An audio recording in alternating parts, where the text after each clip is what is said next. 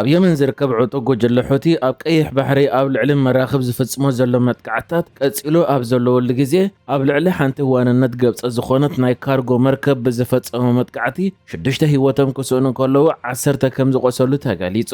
ዓለም ለኻዊ ኣፍልጦ ዘለዎ ካብቲ ሑቲ ዝቆጻጸሮ ከባቢታት የመን ወጻኢ ዝቆጻጸር መንግስቲ የመን ሂብዎ ኣብ ዘሎ መግለጺ እታ ዋንነት ሃገረ ግብፂ ዝኾነት ናይ ካርጎ መርከብ በባብኤል መንደብ ተሰግር ኣብ ዝነበረትሉ ግዜ ዕጡቅ ጉጅለ ሑቲ ብሚሳይል ገይሩ ከም ዝሃረመን በቲ መጥቃዕቲ ከዓ 6 ህይወቶም ክስእኑ ከለዉ 10 ቆሲሎም ምህላው ገሊጹ።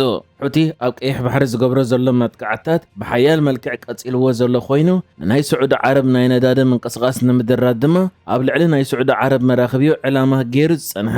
ይኹን እምበር ኣብዚ እዋን ኣብ ልዕሊ ብብዙሓት ሃገራት ዝውነና መራኽብ መጥቃዕታት ይፍጽም ከም ዘሎ እዩ ዝግለጽ። ትማሊ እውን ኣብ ልዕሊ ሓንቲ ባንዴራ ታንዛንያ ሰቒላ ዝነበረት መርከብ 3 ሚሳይላት ድሕሪ ምውንጫፉ 4 ኣባላት ናይታ መርከብ ህይወቶም ክስእኑ ከለዉ ኣብታ መርከብ ድማ ከቢድ ባርዕ ከም ዝኸተለ ተገሊጹ ነይሩ እዩ። ካብቶም ዝሞቱ እቶም 3 ፓኪስታናውያን እቲ ሓደ ድማ ተወላዲ ሃገረ ኢንዶኔዥያ ምዃኑ ተገሊጹ እዩ። ካብዚ ሓሊፉ እውን ዕጡቅ ጉጅለ ሑቲ ነታ መርከብ ምሰጥ ከዓ ህይወት ኣድሕን ናብታ መርከብ ኣብ ዝመጽሉ ዝነበሩ ግዜ ካልኣይ ሚሳይል ብምትኳስ ነቶም ናይ ህይወት ኣድሕን ኣባላት ከም ዘጥቅዐን 2 ካብቶም ናይ ህይወት ኣድሕን ኣባላት ከዓ ህይወቶም ከም ዝሰኣንዩ ተገሊጹ ዝርከብ። እዛ ሑቲ ዘጥቅዓ መርከብ ናይ መግቢ ቀረባት ጽዕነት ከም ዝነበራ ዝግለጽ እኳ እንተኾነ ሑቲ ግን ሓላፍነት ምጥቃዕ ናይታ መርከብ ድሕሪ ምስካም እታ መርከብ ናብ ስዑድ ዓረብ ዘቕንዐ ወተሃደራዊ መሳርሒታት ጽዒና ነይራ ብምባል እዩ ክሲ ኣቕሪቡ ዘሎ።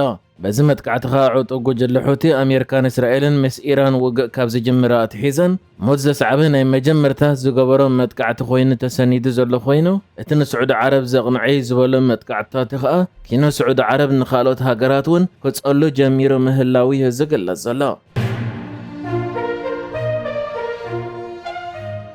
መንጎ ሱዳንን ኢትዮጵያን ዘሎ ዲፕሎማሲያዊ ወጥሪ እናዓረገ ኣብ ዝመጻሉ ዘሎ ግዜ ሓይልታት ቁልጥፍ ደገፍ ብወገን ኢትዮጵያ ኣቢሎም ኣብ ዞባ ሰሜናዊ ናይል ናይ ሱዳን ኣብ ልዕሊ ሰራዊት ሱዳን መጥቃዕቲ ከም ዝፈጸሙ ሰራዊት ሱዳን ከሲሱ።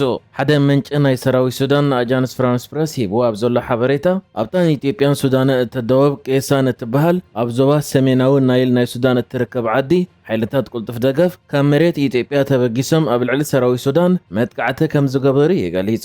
ብሰንኪቲ ሓይልታት ቁልጥፍ ደገፍ ካብ ኢትዮጵያ ተበጊሱ ዝገበሮም መጥቃዕቲ ድማ 2500 ሲቪላውያን ካብ መረቦቶም ክመዛበሉ ከም ዝተገደዱ ናይ ውድብ ሕብራት ሃገራት ናይ ስደተኛታት ትካል ክሕብር እንከሎ እዚ ቁፅሪ ከዓ ነቲ ቅድሚ ሕጂ ዝነበረ ዝተመዛበለ ህዝቢ ኣዛይድዎ ምህላው እውን ገሊጹ። ካብቶም ዝተመዛበሉ መብዛሕትኦም ኣብቲ ከባቢ ኣብ ዝርከብ ንኣሽቱ ዓድታት እኳ እንተኸዱ ዝገለ ግን ንደቡብ ኢትዮጵያ ሰጊሮም ናብ ኢትዮጵያ ዝኣተዉ ከም ዘለዉ እውን ትካል ስደተኛታት ውድብ ሕብራት ሃገራት ሓቢሩ ኣሎ። ሰበስልጣን ነታ ኣብ ደቡብ ኢትዮጵያን ሱዳን እትርከብ ንእሽተይ ዓዲ ሓይልታት ቁልጥፍ ደገፍ ምስ ሓደ SPLM ሰሜን ዝበሃል ብዓብደልዓዚዝ ኣልሕሉ ዝምራሕ ዕጡቅ ጉጅለ ኮይኑ ኣብ ልዕሊ ሰራዊት ሱዳን ዝፈጸመ መጥቃዕቲ ከም ዝፈሸለን ሰራዊት ሱዳን ድማ ነቲ መጥቃዕቲ ክከላኸሎ ከም ዝኽኣለን እዮም ገሊጾም ዘለዉ። ሓይልታት ቁልጥፍ ደገፍ ግን ነዚ ብወገን ሰራዊት ሱዳንን ሰበስልጣን ነታ ንእሽተይ ዓድን ወፂእ ዘሎ ሓበሬታታት ብምንጻግ በቲ ዝፈጸመ መጥቃዕቲ ነታ ንእሽተይ ዓዲ ክቆጻጸራ ከም ዝኽኣለን ኣብቲ ከባቢ ዝርከብ ብዙሕ ወተሃደራዊ ኣገዳስነት ዘለዎ ቦታታት እውን ክሕዝ ከም ዝኽኣለ ይገሊጹ ዘሎ። ከም ዝፍለጥ እዚ ሰሜናዊ ናይል ዝበሃል ዞባ ናይ ሱዳን ንኢትዮጵያ ምስ ሱዳን ዘዳወባ ከባቢ ዝርከብ ሓይልታት ቁልጥፍ ደገፍ ገለ ከባቢታት ደቡብ ኢትዮጵያ ሒዞም ኣብ ዝነበሩሉ ግዜ ካብ ኢትዮጵያ ሎጂስቲካዊ ቀረባት ንምእታው ዝጥቀሙሉ ዝነበሩ መስመር ዝርከቦ ዞባ እዩ። ሰራዊት ሱዳን ከም ኮርሙክ ዝኣመሰለ ኣገደስቲ ከባቢታት ካብ ዝሕዝ ንድሓር ግን ሓይልታት ቁልጥፍ ደገፍ ካብዚ ዞባ ዝወፁ ኮይኖም እቲ ብወገን ኢትዮጵያ ዝረኽብዎ ዝነበሩ ሎጂስቲካዊ ደገፋት ድማ እቲ መስመር ብምዕፃው ክስእንዎ ተገዲዶም እዮም።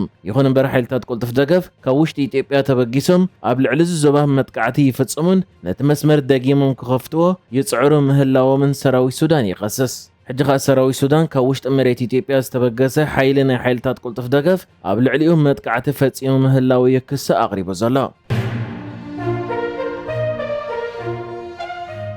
ኢትዮጵያ ንሰላማዊ መዓላ ዝውዕል ኒውክለራዊ ፕሮግራም ንኽህልዋ ይሕይላ ትሰርሕ ከም ዘላን ኪኖ ሩስያ ድማ ምስ ኣሜሪካ ብዛዕባ እዚ መደባት ኣመልኪታ ርክባት ትገብር ከም ዘላ ተገሊጹ። መንግስታውያን ማዕከናት ዜናታት ሃገር ወፂኡ ኣብ ዘሎ ሓበሬታ ኣብዚ እዋን እዚ ኢትዮጵያ ነቲ ክትሃንጾ እትደሊ ዘላ ኒውክለራዊ ፕሮግራማ ዝኸውን ሕግታት ኣብ ምንዳፍን ምስ ኣህጉራውያን መሻርክቲ ኣብ ምስራሕን ተጸሚዳ ምህላው እዩ ተገሊጹ። ኢትዮጵያ ብምትሕባር ሩስያ ጸዓት ከተመንጭወሉ እትኽእል ኒውክለራዊ ፕሮግራም ክህል ክህልዋ ድሌት ዘለዋ ኮይኑ ኣብዚ እዋን ድማ ኪኖ ሩስያ ምስ ናይ ኣሜሪካን ናይ ኒኩለር ተቆጻጻሪ ኮሚሽን እውን ትሰርሕ ከም ዘላን መሳግሮውያን መሻድኽቲ ኸኣ ብዛዕባ ነዊሕ ጠመታት ዝገበረ ኒኩለራዊ ፕሮግራማ በቐረባ ተዘራረብ ምህላዋ ማዕከናት ዜናት ሃገር ገሊፀን ኣለዋ። ከም ዝፍለጥ ኢትዮጵያ ፀዓት እተመንጭወሉ ኒኩለራዊ ፕሮግራም ንኽህልዋ ምስ ሩስያ ውዕል ዝፈረመት ኮይና ክሳብ ሕጂ ግን እቲ ኒኩለራዊ ትሕቲ ቅርፂ ስርሑ ከም ዘይጀመረ ዘሎ እዩ ዝፍለጥ። መንጎ ትግራይን መንግስቲ ፌደራልን ኩናት ከይውላዕ ስግኣት ሓዲሩ ኣብ ዘለወሉ ግዜ ከምኡ ድማ ኣብቲ ምስ ሱዳን ዘዳውብ ብወገን ምዕራብ ትግራይ ዘሎ ሸረሪና ዝበሃል ከባቢ ቅድሚ 2 ሰሙን ንሓደ መዓልቲ ዝፀንሐ ውግእ ተኻይዶ ከም ዘሎ ተገሊጹ ኣብ ዘለወሉ ይዝርጋሕ ኣብ ዘሎ ስእልታትን ቪድዮታትን ሓይልታት ትግራይ ናይ ማእከላይን ቀረባ ርሕቐትን ኢራን ዝስራሓቶም ሚሳይላት ወኒኖም ምህላዎም ተገሊጹ።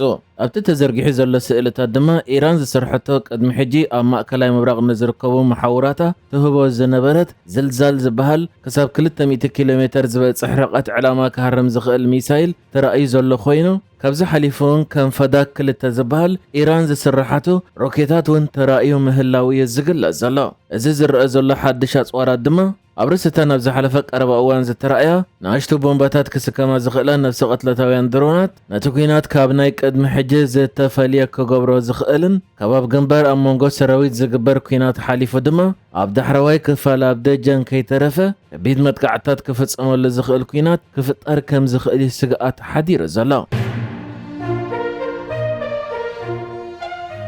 ኣብ ኤርትራ ብዓሰብ ሓደ ገባርዕ ኣብ ንብረት ጉድኣት ከም ዘውረደ ተገሊጹ።